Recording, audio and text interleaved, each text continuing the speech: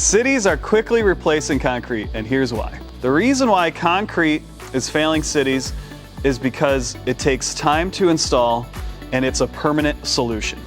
And it's inconsistent. To replace concrete, you have to drill out, and you cannot just replace a section of it. If you're replacing an asphalt speed bump or a concrete speed bump, you have to remove the entire thing to replace it. That is very expensive. There is downtime with having to replace asphalt speed bumps or concrete speed bumps. You have to shut the road down. There's a dry period as well. It's just not the future. Here at RubberForm, we make products out of recycled plastic and recycled rubber.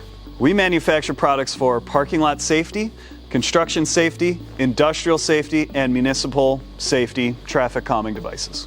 The reason why our products are better compared to concrete is that they're lighter, they're easier to install, and they're not going to crack, chip, or spall over time. When I've worked with paving contractors, general contractors, we hear a lot of issues with concrete wheel stops being a pain to install. You need a forklift and even a crane in some cases to install them.